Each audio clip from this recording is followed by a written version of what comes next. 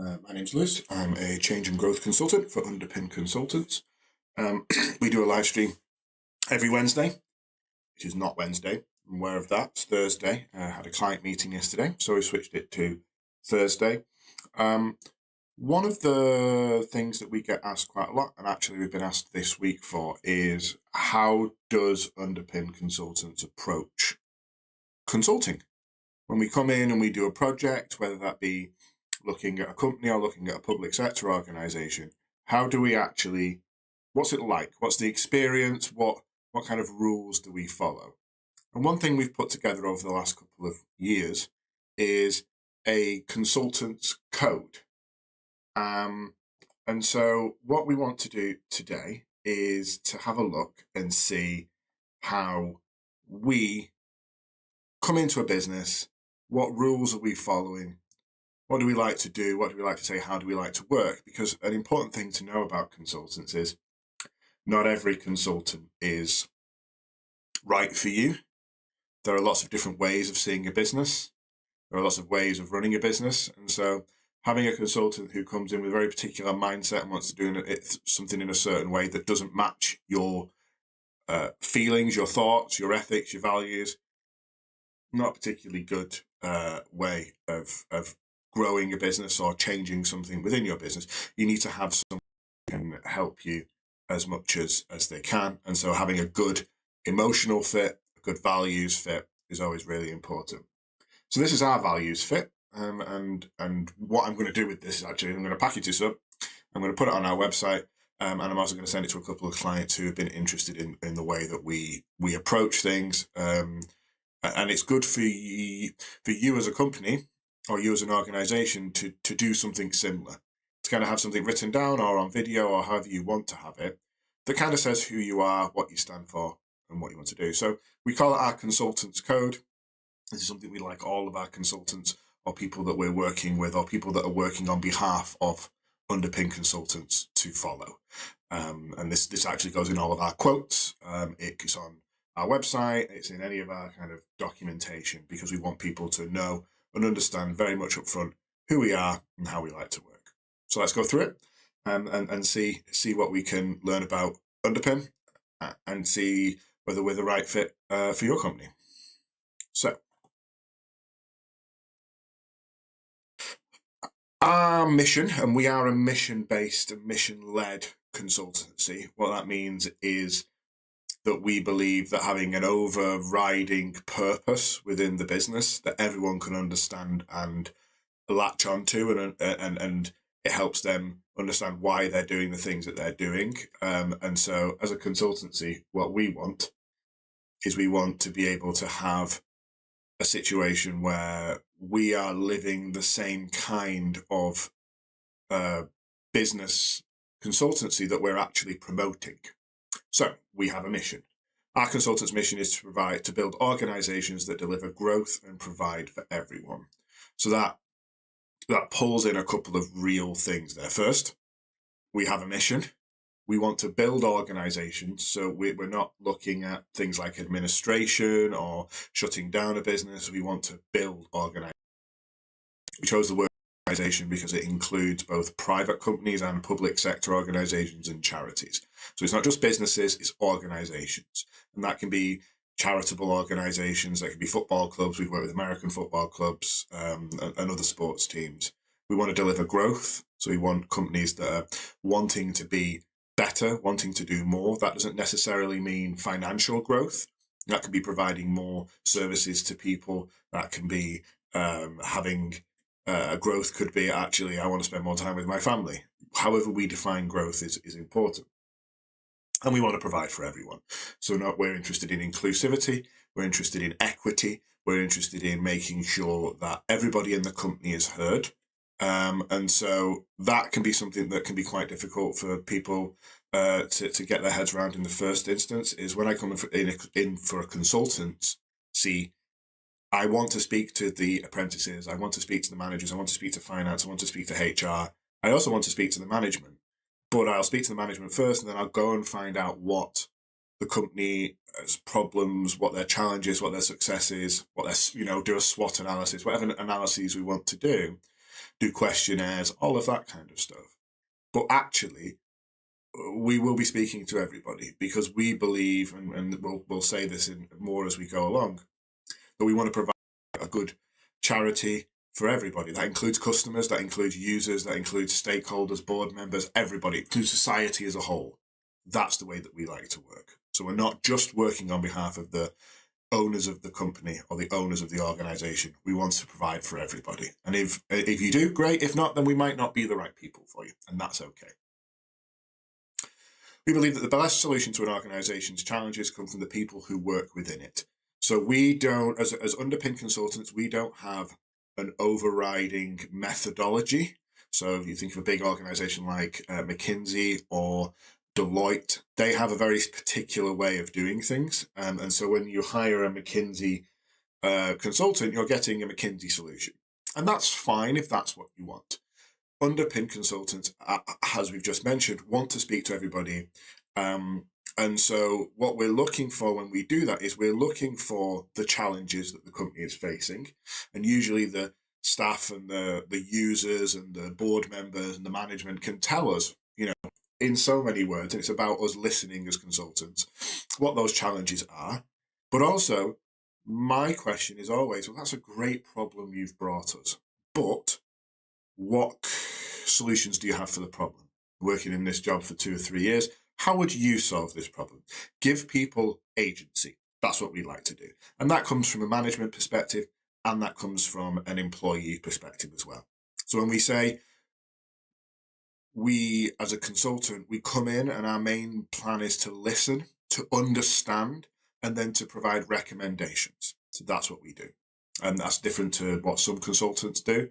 And I'm not saying what we do is any better or worse. It's just from my perspective and from the company's perspective, we think that's the best way of creating long-term growth and success, by having everybody as part of a team owning and producing the plans and strategies that we want to put together as consultants. Our role is to bring expertise, perspective, and tools to complement, enhance, and help deliver those solutions. A consultant's role is to consult and not dictate. So this is a furthering of the previous idea that we said, which is we want to bring our skills as part of a team. We don't want to come in as a kind of hack and slash person who's going to come in and start saying that this is the way that things that need to be done. Because, as we'll talk about in a minute, if you do that, as soon as you leave, everybody stops talking about it and everybody stops thinking about it because they don't have any ownership of it. So our job is to complement and enhance and deliver the solutions that people have provided. Now, they might not be the right solution. I'm not saying we just take the things that people are saying and do it. That's where my expertise and perspective comes in. But we listen, we understand, and we see what we can get out of those ideas. And then our consultant's role is to consult. So consulting means talking to people, not to say, this is how I feel. And when we work with consultants sometimes, we work with companies sometimes, they find it quite difficult for me to not come in and immediately say, this is what you need to do. You need to get rid of this, you need to get rid of that, you need to do all of that. Because that's not what a consultant's job is. It's not to come in and be the CEO, it's to come in and help the CEO. It's not to come in and write a strategy, it's to come in and build a strategy. That's the way we see it. So, the term consultant works both ways. When someone hires a consultant, they seek solutions, insights, and advice from an expert. In turn, we seek expertise, knowledge, and context from the real experts, the employees at all levels, from apprentices to directors who live and breathe the organisation every day. That's a very succinct way of saying everything I've just said over the last 10 minutes. We ask permission before sharing our ideas or findings, respecting confidentiality, protecting those who prefer to not be identified. If people don't trust you, you will not get the information you need. And so the things that I say at the start of every consultation, whether it be with an apprentice or whether it's an interview or it's online, as I always say the following things. Firstly, I'm terrible at remembering names, and I'm terrible at remembering who's told me things. If you would like me to say that this is what you want, this is what this person says, I'm more than happy to do that, but I won't do it by default. So if you tell me something and say, listen, I don't want anyone to know this, but this is how I feel, I will respect that. I will know that, and I will try and work out how we can solve that problem, but I will do it that anonymizes, make that person not not a part of some kind of expose on their their personal information, or their kind of uh, what they're trying to do for the company. So that's the first thing. We also say to people when they first come in is that we are probably going to talk about some things that you enjoy about your job, and we're going to talk about some things that you don't enjoy about your job. And what it might do is it might put a little grain of sand in your clam, and it'll get itchy, and it'll create problems, and it might create a pearl. And what I mean by that is, by talking about your job to a consultant, you might realize actually there are some things about your job that you never realized you didn't like before. That's not the aim of working with a consultant or having an interview with someone who wants to find out more about your job. So keeping that in mind and explaining to people beforehand, or before we start doing it, that this is a potential unwanted side effect of talking to someone like a consultant, is useful for them to kind of get opening up. And we ask questions, and we wait for answers, and we listen, and we ask open questions, and all of that kind of stuff. But that's what we try to do, and that's another key part of our consultation process. And we always credit those whose ideas shape the plan. So one of the things that I find is that I have a very loud voice as a consultant because I've been paid to come in, clearly got expertise, they clearly like me, they clearly said, okay, as a consultant, you're going to come in and you'll solve this problem. We believe you can do that. So when I turn around and give an opinion, it carries a lot of weight. And I'm not sure that that's always the right thing. So there's a couple of ways that this manifests itself. The first one is they think all the ideas are mine. And as we've previously spoken about, that's not true. A lot of the ideas that come in are from people in other parts of the organization. So if we have that conversation, they say, yeah, I'm more than happy, then I will turn around and say, hey, listen, we've got, sorry, excuse me. We've got a great idea for the warehouse. It's come from the warehouse manager. He's had this idea for 2 or 3 years. Maybe we need to work on better communication skills. Maybe we need to work as part of the plan to make sure that these ideas are correctly kind of netted and looked at, and all of that kind of stuff. And usually it ends up being, in the worst sense, it's usually a suggestion box no one looks at. But it's about creating a better way of doing it, is creating a culture where people feel like they are safe and good ideas can come and help the business, and so they want to come forward with them, and they're received in a positive way. That's a really important thing to do as well. Another way that it manifests itself is if the consultant says it has to happen. So when we produce a report that says this is all the amazing things with the business, they immediately don't look at that because they're not interested in the good things that are happening in the business. They're interested in the bad things that are happening in the business. That's how humans work. We look for the bad.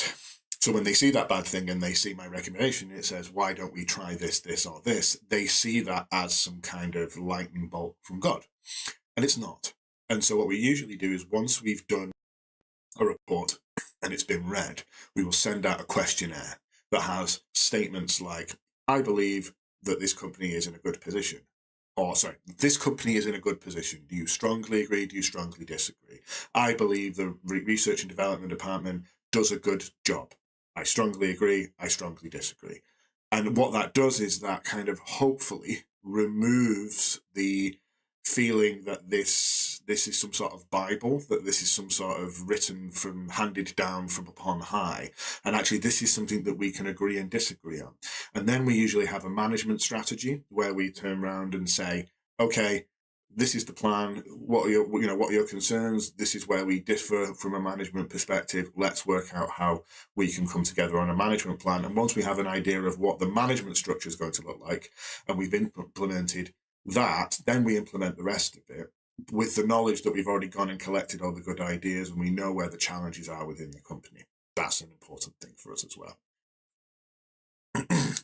Employees must feel part of a plan. We create this feeling through workshops, collaborative integration, and focus groups. So throughout the entire way, a lot of this we like to do in person, and we like to have multiple strategy days. We'll have a strategy day for the management, and we'll have a strategy day for the whole company. The idea is that we want to create a sense of ownership and foster a relationship that everybody's accountable and working towards the same goal, and they understand why they're doing certain things within the business, and they feel trusted and they feel like they can rely on other people. In the past, we've looked at SCARF, and last week we looked at the culture code, and this is all about making people feel safe. And so by creating a process from a consultancy point of view that creates that sense of everybody is being heard, everybody's understood, everybody's working towards the same goal, when we come to implement that, hopefully that is transferred over to the actual delivering of the plan itself.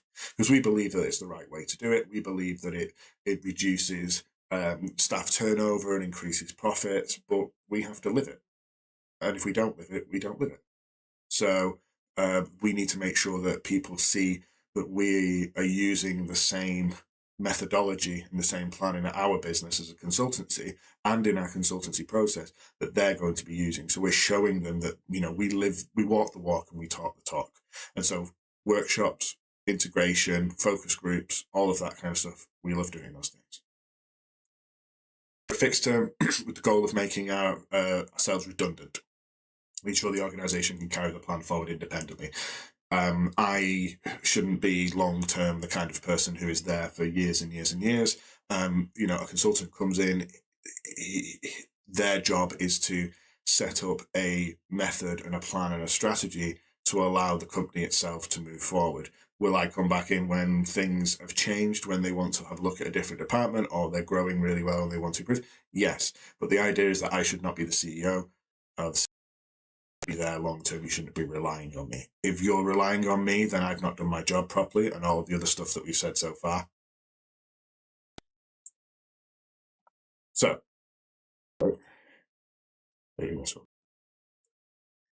it's not our job to impose solutions or ideas on the company just because they've worked elsewhere. Yeah, we've kind of gone through this already. It's we want to make sure that everybody's happy with the solutions and that they fit right for their company. For example, a company that does technology or creates things or is a charity or works with people with learning difficulties, they will all have different ways of doing things. And if I just, as a consultant, come in and slap on whatever thing I've decided is the right thing to do for everybody, that's not going to work. So we're very specific on the way that we want to recommend. And there are certain core principles that we talked about already, accountability, ownership, all of that kind of stuff. But in terms of how we deliver this, it's for the company to decide, being facilitated by someone who's consulting and not dictating. We don't tell others what to do. We listen, facilitate, and guide. This is something that is a struggle sometimes because people sometimes just want us to come in and go, solve this problem. And actually, for me, the problem is always we bring people together, we work on it. No, I just want you to say, should I fire this person? Should we go into America? Should we do? And it's like, well, let's work together. Let's find out. Let's put it together. If you want someone to just come in and tell you what to do, I'm the wrong kind of guy. I'm the wrong consultant with the wrong organization for you. And so we try and make that very clear, as we're doing now in this video, that that's what we like to do. And here we go. So the final thing is this. No company can provide everything for everyone. In fact, most companies are incredibly niche, and consultants are probably more niche than you can think. So if we think of everybody in the world, okay? Everybody in the world who wants to use me is already, okay, well, probably English speaking, because I don't speak foreign languages. They need to be owning of a company or an organization, so we're reducing that again. Those organizations need to have the idea that they need a consultant, that they feel that they have something to move in terms of growth. Then they need to be of the right kind of mentality to work with me as a person. They need to be in the right place, all of that kind of stuff. And so we offer a 3 hours consultation to everybody, and we do give genuine value, and we'll talk very open and honestly, and we don't charge for that. And the reason for that is A, we like to give back and we want to help people with their businesses, but also it's so we can work out whether we're the right fit. I've spoken to people who are fantastic at their jobs, who are really good, who are going to be great owners and have been great owners. We do not match from a personality type, from a ethics type, from a values type, from a price point of view.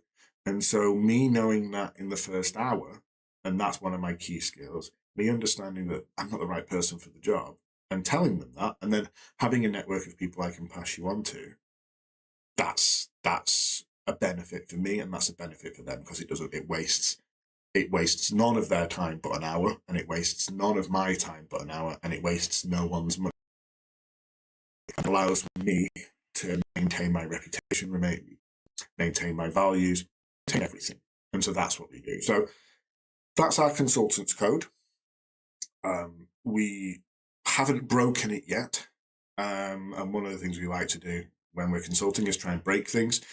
Is if we get 1 million of these going through the same machine, whether that machine is a group of people or an actual machine, is this going to stack up in terms of, are our terms and conditions built for everything that we want to do?